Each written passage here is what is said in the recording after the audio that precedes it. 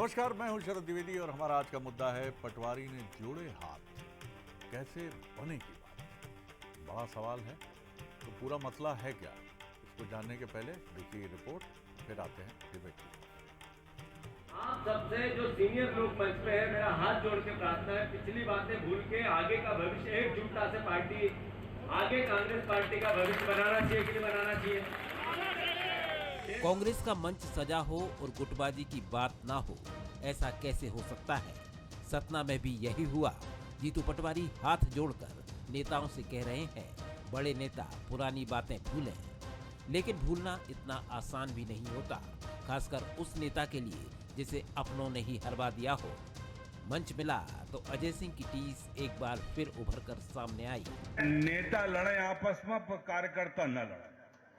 भाई हम पूछे चाहिए तो नेता काहे लड़े। और यह सतना जिला से हम चुनाव लड़े रहे, और ये जितने जने बैठे वो जाना थे कि को हमें चुनाव हरवाएंगे। हम वो में बात नहीं जाए चाहे, वो पुरान हो गया, इतिहास हो गया। दाऊद साहब यदि पंजाब की समस्या हल की रहा वह समय, वो पंजाब की समस्या हल करके हम सरकार बनाए के आए रहे। संगठन को मजबूत करने के लिए निकले पीसीसी चीफ जीतू पटवारी और प्रदेश प्रभारी हरीश चौधरी को सबसे बड़ी चुनौती विंध्य में नजर आती है, और सतना के कार्यकर्ताओं के सम्मेलन में इसका एहसास भी दोनों को हो गया। जब अजय सिंह सहित तमाम बड़े नेताओं की गुटबाजी पर नाराजगी झलकी, तो पीसीसी चीफ जीतू पटवारी ने भी अपने अंदाज में नेताओं को नसीहत दे डाली। तो जो बीत गई, राहुल भैया मैं आग्रह करता हूँ आपसे, राजेंद्र सिंह जी, क्योंकि आपने मन से सार्वजनिक सारी बातें की और खुल के की।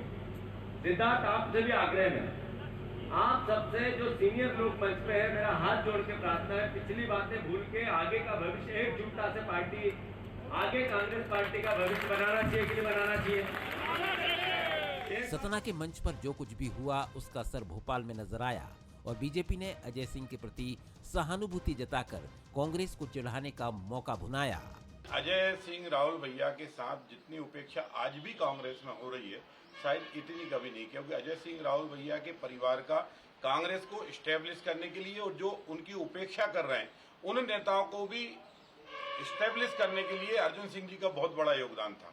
अर्जुन सिंह जी के बोए हुए बीज ही राहुल भैया को सता रहे हैं, या उनके ही लगाए हुए पेड़ जो अर्जुन सिंह जी के थे वो राहुल भैया को छाया में नहीं बैठने देते। कांग्रेस में नेता खुलकर बोलते हैं, ये अच्छी बात है, लेकिन ये खुलापन कई बार अनुशासन की सीमाएं लांघ जाता है और फिर बात वहीं उलझ कर रह जाती है।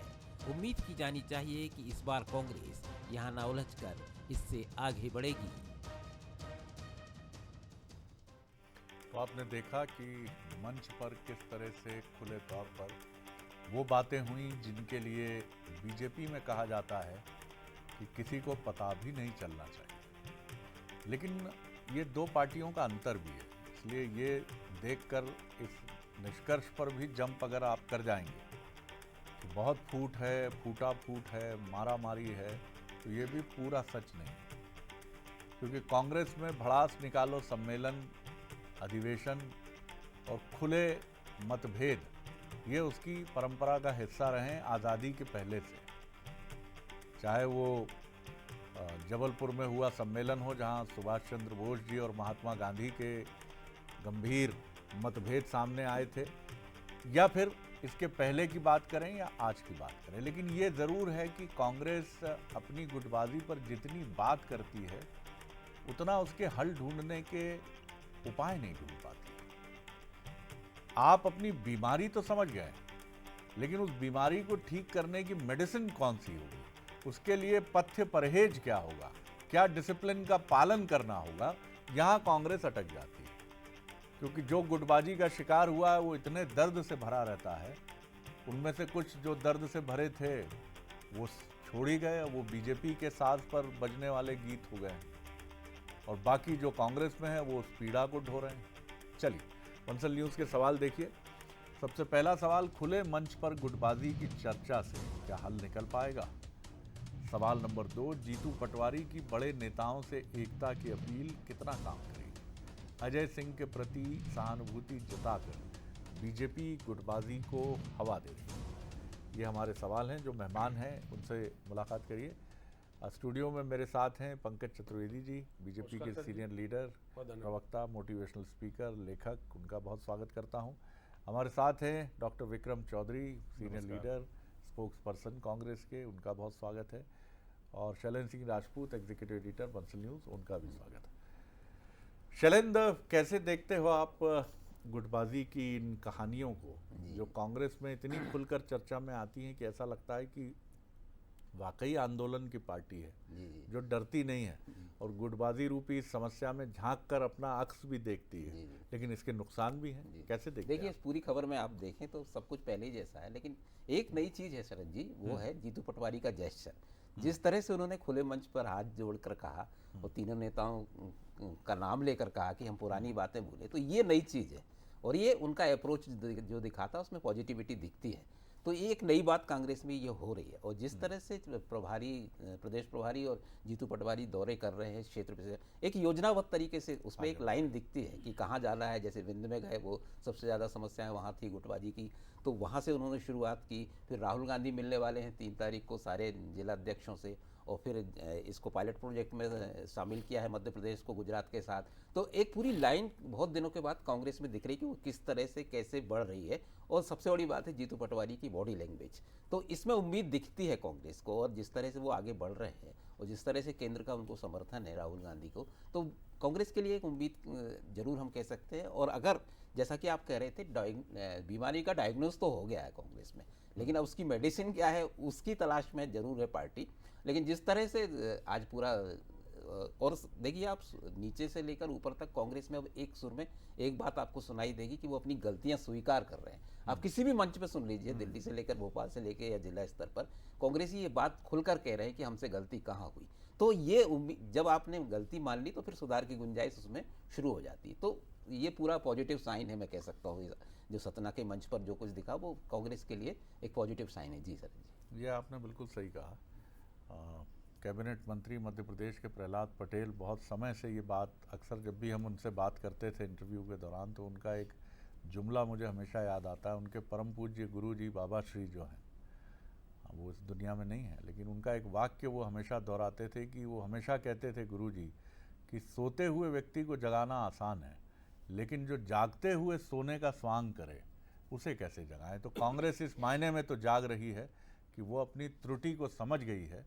और ये भी आपने ठीक कहा कि बड़े नेताओं से संवाद की प्रक्रिया की तरफ बढ़ चले हैं जीतू पटवारी। पंकज जी, बीजेपी कैसे देखती है? देखिए शरद जी, ये विशुद्ध रूप से कांग्रेस पार्टी का विषय है, लेकिन जैसा शैलेंद्र जी ने कहा कि डायग्नोसिस तो है, पर शरद जी डायग्नोसिस तो बहुत पहले हो गया था। आप जिसका उल्लेख करें तो त्रिपुरी कांग्रेस का अधिवेशन था जबलपुर के पास, जहाँ गांधी जी और नेताजी सुभाष चंद्र बोस के बीच का जो विवाद था वो सबके मध्य था, फिर उनका त्यागपत्र हुआ। सुभाष चंद्र बोस का सब इतिहास जानते हैं। और समस्या सिर्फ कांग्रेस पार्टी की ये नहीं है। ये पहले आरोप लगाते थे कि सिंधिया जी के कारण कांग्रेस पार्टी में कथित तौर पर गुटबाजी थी, तो सिंधिया जी को कांग्रेस छोड़ा लगभग 6 वर्ष से अधिक हो गए। जितेंद्र पटवारी जी की, उनके प्रति मेरा पूरा सम्मान है। मेरे अच्छे मित्र हैं जितेंद्र पटवारी जी, भले ही कांग्रेस में हैं, लेकिन जितेंद्र पटवारी जी की जितनी दुर्दशा कांग्रेस के नेताओं और गुटबाजी ने करी, किसी प्रदेश अध्यक्ष की नहीं हुई। वो प्रदेश कांग्रेस कार्यालय में खुलेआम विलाप करते नजर आते हैं कि एक हो जाओ। वो यहाँ तक कहते हैं कि कांग्रेस पार्टी में गुटबाजी का कैंसर है। और अब फिर उन्होंने कहा कि अजय सिंह जी, राहुल भैया और शायद डब्बू कुशवाहा जो एमएलए हैं हमारे कांग्रेस के, वहाँ से उनके लिए, सिद्धार्थ के लिए उन्होंने कहा, और राजेंद्र सिंह जी का, कि आप मंच पर बातचीत करें। तो शरद जी, ये बीमारी ऐसी हो चुकी है कि जिसकी दुर्गंध बहुत दूर दूर तक आती है कांग्रेस पार्टी की इस गुटबाजी की। और शायद राहुल गांधी जी और उनके लिए भी संभव नहीं कि इस पर नियंत्रण पा पाएं। कैसे करेंगे, क्या करेंगे, विषय कांग्रेस पार्टी का है, पर लोकतंत्र में सबको इस बात की चिंता है, हमको भी पक्ष के नाते चिंता है कि सबल और सशक्त प्रतिपक्ष होना चाहिए जो सार्थक भूमिका निभाए। पर ये निरर्थक भूमिका निभाने में शरद जी रहते हैं। असत्य आरोप करना, तमाम बातचीत करना। आज जब भी बातचीत करेंगे वो बीजेपी के बारे में बात करने लगेंगे, अपना उपचार की बात नहीं करेंगे, वो बीजेपी की बात करेंगे। विषय कांग्रेस पार्टी का होगा, पर कहेंगे बीजेपी में अमुक अमुक कथित तौर पर ऐसा है, जिसका कोई सिर पर नहीं होता। कुछ मीडिया की खबर, कुछ कांग्रेस की मनगढ़ंत बातें। तो हमें कांग्रेस पार्टी की इससे कोई लेना देना नहीं है, लेकिन हाँ, जिस प्रकार की छवि कांग्रेस पार्टी की बनी और जैसा चित्र और चित्रण जितेंद्र पटवारी जी और उनकी कार्यशैली, कार्यप्रणाली का है, वो एक प्रदेश कांग्रेस कमेटी के सबसे असहाय, निर्दयी, दुर्बल और कमजोर अध्यक्ष नजर आते हैं, जिनके प्रति पूरी कांग्रेस पार्टी के सीनियर नेता निर्दयता से पेश आ रहे हैं। जी, तो आपका कहना है कि निर्दयता से पेश आ रहे हैं और जीतू पटवारी जी चुनौतियों का सामना कर रहे हैं। डॉक्टर चौधरी, आप किस तरह देखते हैं? जी। भाजपा ने जो राहुल भैया के लिए सहानुभूति प्रकट की है, हम उसके लिए कृतज्ञता ज्ञापित करते हैं और हम चाहते हैं कि थोड़ी सहानुभूति वो भूपेंद्र सिंह के प्रति भी ज्ञापित करें कि गोविंद राजपूत ने उनकी लाइन लेंथ ख़राब कर रखी है, उनकी मानसिक स्थिति अभी बड़ी ख़राब है। बहरहाल देखिए, यदि आप किसी पार्टी का एक इतिहास जो आपने बताया, और बड़ा अच्छी प्रासंगिक बात आपने कही, कांग्रेस पार्टी जो है आंदोलन से निकली पार्टी है, और जब आंदोलन से कोई पार्टी निकल के आती है तो उसमें बहुत कैलकुलेटिव लीडरशिप नहीं रहती, उसमें बहुत डायनेमिक लीडरशिप रहती है। कांग्रेस के हैं, जब हम इस चरित्र को समझेंगे और हम सीधे तौर पर जब हम गुटबाजी जैसा शब्द का इस्तेमाल करेंगे तो बड़ा कठोर शब्द होगा और कांग्रेस के प्रति ये न्याय नहीं होगा। अब मैं आपको बताता हूँ कि जब हमारा नेता आता है तो वो जनता के प्रति और उसकी आवाज़ उठाने के लिए प्रतिबद्ध होता है। इसलिए जब कोई नेता कांग्रेस में आता है और इसी अनुशासन से आता है, तब उसका एक अलग किरदार दिखाई देता है। जब उसका एक अलग किरदार रहता है तो वो कहीं ना कहीं, आप इसमें जैसे कहा जाता है कि कांग्रेस पार्टी और हिंदू धर्म लगभग एक जैसा है। जैसे हिंदू धर्म में भारी देवी देवता हैं, सबकी अपनी प्रतिष्ठा है, सबकी अपनी पूजा पद्धति है, तो वैसे ही कांग्रेस में लगभग, जैसे आपने सुभाष चंद्र बोस का नाम लिया, महात्मा गांधी का नाम लिया, कितने बड़े किरदार हैं। तो इनमें जो मतभेद है वो कोई ऐसा मतभेद नहीं था जिससे देश अथवा जनता के प्रति जो उनकी उत्तरदायित्व की भावना थी वो आहत हुई हो। एक नीतिगत मतभेद था जो स्वस्थ मतभेद है, और यही हमारी पार्टी का लोकतंत्र और यही हमारी परंपरा है। लेकिन अब आप देखिए इनकी पार्टी में क्या हो रहा है, जिसकी ये चर्चा नहीं करते हैं। एक विधायक जो अपने जनता के लिए उत्तरदायित्व है, उसके एरिया में 1800 किसानों की भूमि को सीधा सीधा बिना बताए अधिग्रहण किया जाता है। उस आदमी ने जब विधानसभा में बात उठाई तब उसको नोटिस जारी कर दिया गया। अब आप बताइए कि ये हमारी तो एक राजनीतिक पार्टी है, हम बात नहीं कर रहे हैं। नहीं, मैं बिल्कुल उसी बात कर रहा हूँ। हमारी कांग्रेस पार्टी का एक चरित्र है, देखिए आप, तो हमारे लोगों का एक डायनेमिक लोग हैं, जनता के लिए आवाज़ उठाते हैं तो भिन्न भिन्न स्वर सुनाई पड़ते हैं, लेकिन जब जनता के लिए आवाज़ उठाते हैं तो सीधे तौर पर नोटिस पकड़ा दिया जाता है।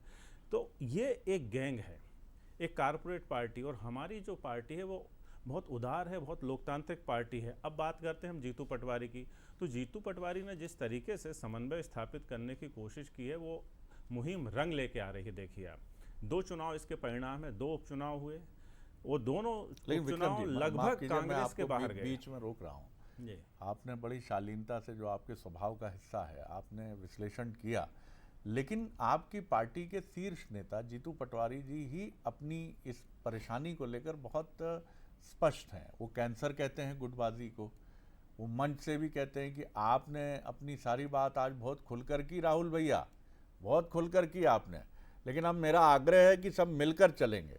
यानी वो ये कह रहे हैं छोड़ो कल की बातें, कल की बात पुरानी, अब आगे की हम नई कहानी कांग्रेसी लिखें। तो आप इसको क्यों सुंदर शब्दों का मुलम्मा भी पहनाने की कोशिश करें? अच्छी बात है, हम तो इसको बहुत पॉजिटिव साइन के तौर पे देखते हैं। जी देखिए, सुंदर शब्दों का मुलम्मा नहीं है, हम इस बात को, हमने जैसे आपका संदर्भ में ही मैंने उठाया कि हमारी पार्टी में लोग बहुत डायनेमिक होते हैं, जनता के आंदोलन से नेता आते हैं। तो जब ऐसा कैडर में ये फर्क होता है और नेता में एक फर्क होता है, कैडर का आदमी प्रशिक्षित रहता है और जो जनता का नेता है वो बड़ा मुखर रहता है। लेकिन फिर भी सुभाष चंद्र बोस या महात्मा गांधी के मतभेद को हम विंध्य में अजय सिंह जी की पराजय से बहुत हल्का विषय हो जाएगा, या फिर सिंधिया जी का मतभेद क्यों हुआ, किन कारणों से हुआ, ये विषय उस समय एक सैद्धांतिक कांग्रेस थी जिसमें सिद्धांत बड़े थे, बड़े नेता थे, बड़े सिद्धांत थे और उस पर खुलकर मतभेद होते थे। लेकिन ये नहीं होता था कि हम तो डूबेंगे सनम, तुमको भी ले डूबेंगे, हमें भले ही नुकसान। और ये आप अच्छे से जानते हैं कि कांग्रेस 2 दलों की मध्य प्रदेश में बात होती है, ये बहुत साफ सुथरा राज्य है, कांग्रेस को पसंद करता है, बीजेपी को पसंद करता है, और इन्हीं दोनों के बीच में फाइट होती है। 4-5-6% मतों का बहुत हुआ, अगर थंपिंग मेजॉरिटी 170 से जीतती है कोई पार्टी तो 8% मतों का अंतर होता है। शैलेंद्र जी, बिल्कुल आप सही कह रहे हैं कि कांग्रेस के पास, देखिए मध्य प्रदेश में जो हालात हैं, कांग्रेस के पास मौका है, लेकिन देखिए गुटबाजी के अलावा भी जो एक अनुशासन होता है पार्टी में, जो बीजेपी और कांग्रेस के संगठन में अंतर पैदा करता है। अब आज ही का केस ले लीजिए आप, राजेंद्र सिंह जो का जो बयान आया सनातन को लेकर, तो इस चीज़ का भी ध्यान रखना होगा संगठन में कि क्या बोलना है क्या नहीं। ये पूरे कार्यकर्ताओं को अनुशासन के दायरे में लाना होगा और इस पर ध्यान देना होगा कि संगठन मजबूत तभी होगा जब सब एक दिशा में एक दिशा में सोचें और एक सी बात मंच पर आए। जीतू पटवारी को इस पर भी ध्यान देना होगा, लेकिन फिलहाल उनकी समस्या जरूर है कि कैसे एक मंच पर नेता आए जिसकी वो कवायद में लगे हैं और राहुल गांधी का उनको पूरा समर्थन मिल रहा है। तो इसलिए कह सकते हैं कि युवा नेतृत्व है और आगे की राह उनके इस तरीके से आसान होगी। लेकिन जो वरिष्ठ नेता हैं, खासतौर से कमलनाथ हो, दिग्विजय सिंह हो, उनको साथ में लेना होगा मार्गदर्शक के रूप में, क्योंकि उनकी जो छवि है और उनका जो नेटवर्क है, दिग्विजय सिंह खासतौर से, उसका इस्तेमाल जरूर करना होगा। तो उनके पास एक युवा टीम भी है और वरिष्ठ नेताओं की फौज भी है। तो अगर वो दोनों को मिला पाते हैं, अगर अच्छा समन्वय करते हैं, तो जरूर कांग्रेस के लिए एक रास्ता निकल सकता है। जी। और महत्वपूर्ण बात इसमें ये भी है कि विश्लेषक ये बात भी कहते हैं, एनालिस्ट, की नेचुरल स्ट्रेंथ पे प्ले करना आपको लंबी पारी खेलने के लिए ले जाता है। आप बीजेपी की तरफ से कांग्रेसियों को अपनी तरफ लेने का जो एक क्रम शुरू हुआ है, वो कब तक उनके लिए उपयोगी होगा ये एक अलग बात है, लेकिन लॉन्ग टर्म में बीजेपी को अपनी नेचुरल स्ट्रेंथ ही मजबूत करनी होगी। पंकज जी, फिर विषय कांग्रेस का है, लेकिन सवाल गंभीर है जी कि आप जीतू पटवारी जी को संकट में घिरा मानते हैं। आप कहते हैं कांग्रेस इन तमाम चुनौतियों से कितना उबर पाएगी, नहीं उबर पाएगी, लेकिन हृदय से तो आप भी जानते हैं कि मजबूत प्रतिपक्ष यानी मजबूत पक्ष। नहीं शरद जी, मैंने तो कामना करी कि स्वस्थ लोकतंत्र के लिए मजबूत प्रतिपक्ष अनिवार्य और आवश्यक होना चाहिए। लेकिन जिस प्रकार संगठन के गठन का शैलेंद्र जी ने बात की, तो कांग्रेस के संगठन के गठन में शरद जी गुटबाजी की इतनी गठाने खुले नहीं पा रही है और इनके गुटबाजी की जो गूंज है, स्वयं प्रदेश अध्यक्ष जी बार बार खुलेआम सार्वजनिक मंच से कर रहे हैं, बहुत मुखर होकर बोल रहे हैं वो। और हमारे मित्र विक्रम जी कह रहे हैं कि बहुत डायनामिक पार्टी है। डायनामिक है शरद जी, डायनामिक यानी गतिशील है, तो स्टैटिक है, स्थिर पार्टी है जो गुटबाजी के केंद्र पर, गुटबाजी के बिंदु पर आकर स्थिर हो गई। और ये समस्या आज की नहीं है, ये अर्जुन सिंह जी के जमाने से समस्या चली, उसके पहले सेठी जी, श्यामाचरण जी, विद्याचरण जी, अर्जुन सिंह जी, दिग्विजय सिंह जी और तमाम अब सारी स्थिति कमलनाथ जी और यहाँ जितेंद्र पटवारी तक आ गई। अब आप देखिए कि नया गुट बन गया, जितेंद्र पटवारी वर्सेस उमंग सिंगार, कुछ आधे इधर आधे उधर, बाकी मेरे पीछे, ऐसी स्थिति कांग्रेस पार्टी की बनी हुई है। मेरा उत्तर हो जाए, मेरा आग्रह इतना सा है कि ये विषय कांग्रेस पार्टी का है और विक्रम भले ही कहें कि गुटबाजी का प्रयोग नहीं करना चाहिए, पर जितेंद्र पटवारी कांग्रेस पार्टी के प्रदेश अध्यक्ष खुलेआम गुटबाजी की बातचीत करते हैं और कांग्रेस में गुटबाजी है। और सर जी, मतभेदों का स्तर पार करके मनभेद हो गए, ये स्थिति है। आप देखिए कमलनाथ जी कहाँ है, इतना वरिष्ठ राजनेता मध्य प्रदेश का, उनका पूरा प्रदेश आदर करता है, भले ही वो चुनाव हार गए, पर इस मध्य प्रदेश के मुख्यमंत्री थे, कैसे बने कैसे गए सबके साथ अलग विषय, पर व्यक्ति के नाते उनका आधार है, सीनियर राजनेता है। पर आज कहीं नहीं कांग्रेस के किसी परिदृश्य में नजर नहीं आते, विधानसभा की कार्रवाई में लापता। दिग्विजय सिंह जी आएंगे तो बयान ऐसे देंगे। राजेंद्र सिंह जी का बयान, क्या आवश्यकता है आपको सनातन के हिंदुओं का, संतों का अपमान करने की? तुष्टिकरण की आड़ में आप इतने अंधे हो गए कि आप उनके अपमान करने पर